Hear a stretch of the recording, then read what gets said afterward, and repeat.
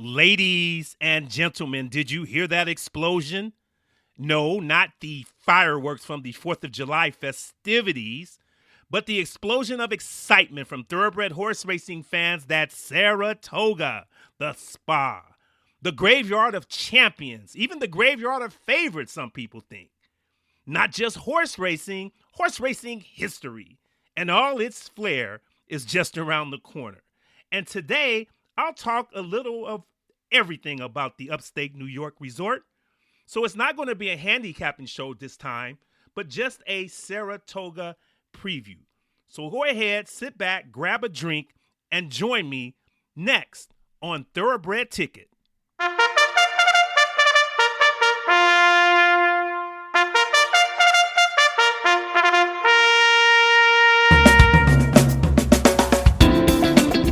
Welcome to Thoroughbred Ticket, into the world of thoroughbred horse racing, into a world of inside information and handicapping style geared towards making a winning day at the races worldly possible. And now, here's your host of Thoroughbred Ticket, Mr. Kenneth Anthony Moultrie.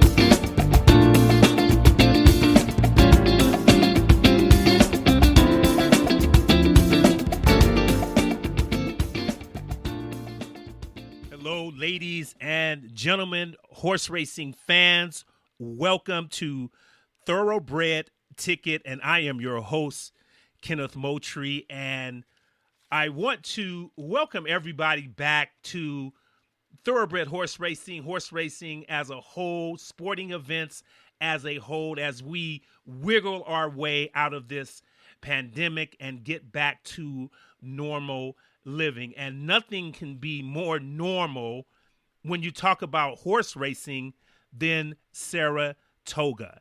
Now, this show is going to be basically, like I said in my intro, just about Saratoga Preview. I'm not going to mention a whole lot of horses, but I will cover some trainers, jockeys, some tendencies, and some of my personal experiences at Saratoga, while I've been going to Saratoga, which has been many years. So I'm going to, this episode, I should say, is going to be more like I'm talking to you all, in the living room or at the kitchen table with the form, spread out, your highlighters, a drink, and things like that. It's not going to be as precise and direct as I do when I'm handicapping and I'm going through runners and all kind of other facts and figures. So like I said, this is just going to be what I know, flying off the top of my head with a few little notes. But just like I say, to bring to you what is Saratoga and what does it mean. Now, I am going to trust that my audience that listen to this broadcast are pretty much knowledgeable about horse racing. I know when I first got into horse racing, it was the number one spectator sport in all of America. 90% of everyone has never been to a horse race, yet year in and year out, back in the day, it was the number one sport, like I say, spectator sport in all of America. So that tells you that a lot of people, or most people at the track in attendance, were the same people. So things have changed, as we know. So I'm going to just throw in some little tidbits in case I do have an audience, which I do hope some people getting into horse racing are not very privy to a lot of the lingo and jargon that we use, because as you talk to people, sometimes I send my podcast to my siblings and other friends, and they tell me I might as well be talking Greek even though I'm talking English. So we know it's a very difficult language to understand, but like I said, I am going to trust that most of my listeners are avid horse racing fans, even horse racing players. But like I said, I am also going to kind of come in from the side door and kind of help out our listeners who are not up to par like most of us old timers are. So, folks, Saratoga this year in 2021, as we get out of this, whatever you want to call it, we've been in for the last year and a half, is going to run from September 15th through I'm sorry, from July 15th through September 6th. We do not want Saratoga to be over with before it starts. We do not want that. So, ladies and gentlemen, Saratoga, to many horse racing fans, is known as the premier thoroughbred meet in all of North America. And besides being known to have the best races, the best horses, riders, and trainers, it is an basically a country-like atmosphere. If you haven't been to Saratoga and you're just getting to horse racing, I would say the top three places you need to go to right off the bat in no particular order is, of course, the Kentucky Derby, Saratoga, and probably Keeneland, with Del Mar being honorable mention or maybe even a close fourth. So, like I said, Saratoga, everybody's favorite place. You know, you can bring food in, you can bring drinks in. They have picnic areas. It's very, very cozy, very, very it's better friendly. It has tons of windows. A lot of people I know today don't even use the windows. I'll get into that later, but especially on big days, they accommodate betting windows with tellers, abundance of tellers. So it's very hard to get shut out. They have betting all over the facilities, in the garden area, in this carousel area, everywhere you can think of. And like I said, a lot of millennials now are betting on their phone or their iPad, or they're using some other type of method. So like I said, you can walk right up to the window a lot of days, maybe the race before the Travers, which is the signature race of Saratoga. And maybe that particular race you won't be able to walk up. But then again, it just depends. You have a lot of people who come to Saratoga. They are, for lack of a better term, they're fair weather fans. And I don't expect everybody to be into horse racing. It's a nice outing. Like I said, you can bring food and drinks in there.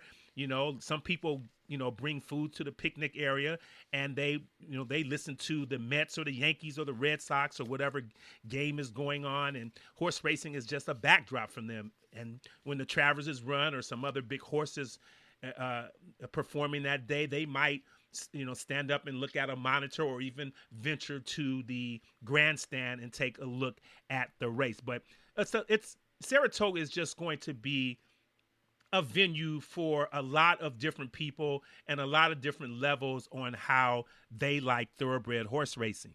And one of the main things that solidifies, I should say, Saratoga is the weather. The weather at Saratoga Springs, is like no other. It's not Belmont Park in downstate or Aqueduct. It's nothing like it. Saratoga is a little more humid. It's a weird weather place, and the first time I've been to Saratoga, it freaked me out. It just the weather, how it changes, is like none other, and it can mess up your selections, your handicapping, can throw it off. So weather is always going to be a big factor at Saratoga.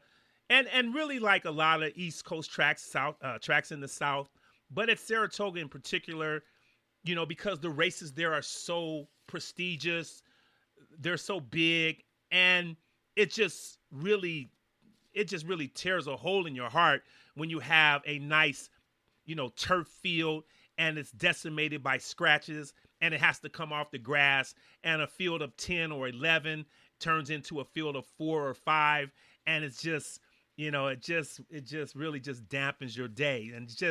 But that is Saratoga. Like I said, there have been Travers races that have been, fast, track fast, turf firm, and, the weather is supposed to pass over, maybe miss the Travers for, and then all of a sudden it just comes out of nowhere, and then all it needs is one of those traditional Saratoga downpours, and the track can go from fast to sloppy before you can leave out of a concession stand or the restroom. Trust me, it's like that up at Saratoga. So like I said, I come from California. I'll get into a little history in a second, but I come from California. As you know, I live in Southern California, and I'm always checking the weather before I leave. Although it doesn't matter, I'm already booked and paid up with my accommodations and whatnot. So I'm always it's just for my peace of mind, knowing if I'm gonna have a nice time up there without just a stormy rain day that's going to basically make my horse racing and betting experience just null and void, for lack of a better term. So growing up in Southern California, actually I grew up in Northern California. I moved to Southern California when I became a young adult, but I grew up around Bay Meadows and Golden Gate Fields, and those are lesser tracks compared to then, Santa Anita, Hollywood Park, and Del Mar. But my father would take me to the track, and he was not a form reader. He wasn't a racing form reader, but I became a racing form reader. And I would always look at, because, the racing form would have, let's say we're at Golden Gate Fields and would have Golden Gate Fields here. And then it would have Santa Anita or Hollywood or whatever they were running. And then they would also have the New York tracks, or Saratoga, if they were running, or at Belmont or Aqueduct. So, like I said, I would go to Golden Gate Fields. I learned to read the form, but I would always look at Santa Anita and the tracks back east, like Saratoga, because those horses were better. It was more fun to read the racing form there. And I used to always handicap, blindly handicap, because back in those days, there was no such thing as internet. There was not instant results and things like that. So I would take the form home after the races, and I would go over, like I said, the big tracks, and I would handicap, pick my winner, maybe pick an exacta. And believe it or not, they didn't even have pick threes and pick fours then. It was basically just exactas, maybe a trifecta. So I would just pick my top three horses, label them, and then I would go and get the San Francisco Chronicle the next day, and I would see how I did. And that's how I became a handicapper, just by trial and error, and trying to handicap races that way. And I got better.